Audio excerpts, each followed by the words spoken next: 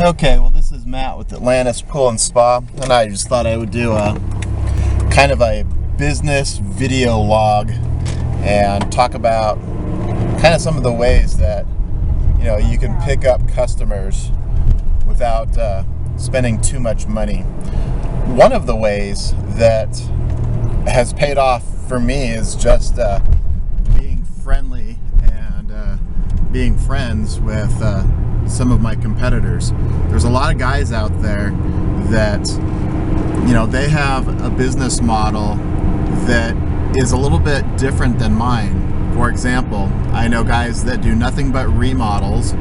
I know guys that do nothing but service repairs, and I know guys that do nothing but build pools, and they don't want to do maintenance whatsoever. They don't want to do beginning of the season openings. They don't want to do closings. They don't want to do anything like that. So building relationships with these guys, it benefits me in several ways. I don't do remodels. I'll flip out equipment, I'll change out filters and pumps and heaters all day long. But when it comes to actually, doing some demolition and construction work on a pool, I don't do that. So I refer them work for that, and they refer me work that is a little bit more along the lines of what I do, which is service related, maintenance related, things like that. And it pays off. But it takes some time, to get to know these guys, to trust these guys, and for them to trust you. But building relationships within the pool industry benefits everybody. Some of the markets out there, competitors treat each other like competitors and not like tradesmen and colleagues. And I think that's unfortunate, and I think that it actually hurts the industry as a whole.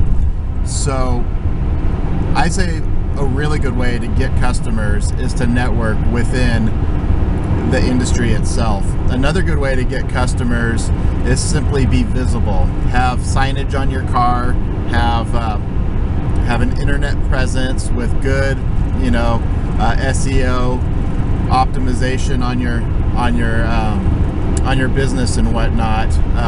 Be active on Facebook, even if you're just posting something dumb once a week. It's a good way to keep your name and yourself out there.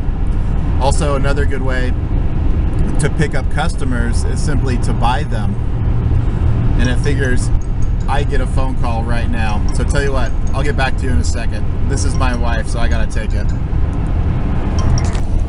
Okay, sorry about that. I had to take that phone call.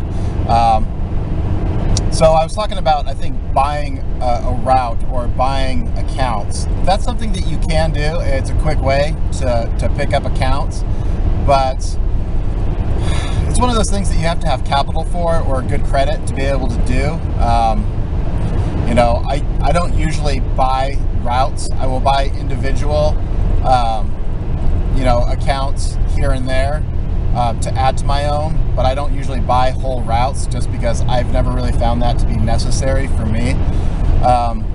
Sometimes what I'll do is I'll have a cooperation with, a builder or something where he'll give me, for maybe one or two times the monthly billing. So if I have an account that's, $50 per stop and I go there once a week, it's a $200 a month account on a 4-week billing cycle. So maybe the builder will say, well, give me 1 month. And for me, that's a deal. So I clean the pool for a month, build a relationship with the customer, get a feel for the account, and then at the end of the month when I get a check, I turn around, cash it, and then send $200 to the builder. And for me, it's golden because I pick up something that's going to generate revenue every single month for the whole swim season, which in Idaho, is only about 5 or 6 months, but still, that's $200 for 6 months.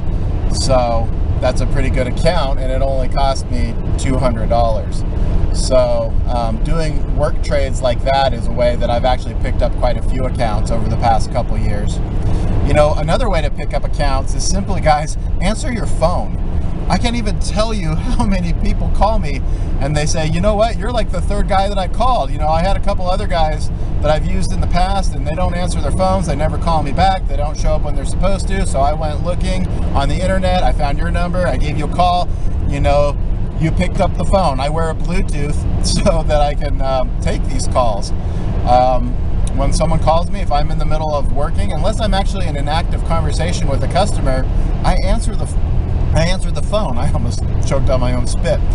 I answer the phone so I could be of service to these customers right away. We live in a really fast-paced world nowadays, and if you're not answering your phone or calling back within 5 or 10 minutes, they're on the phone looking for someone else, and that's just the way it is.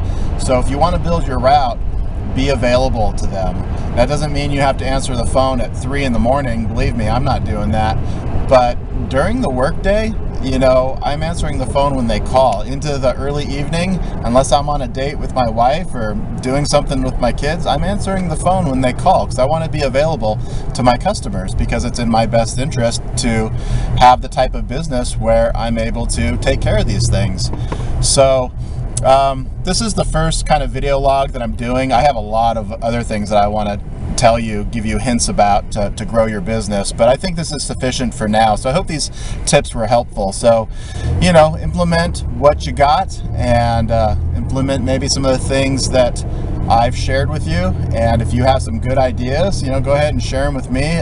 Put something in the comments down below. And God bless your business and keep on working, guys.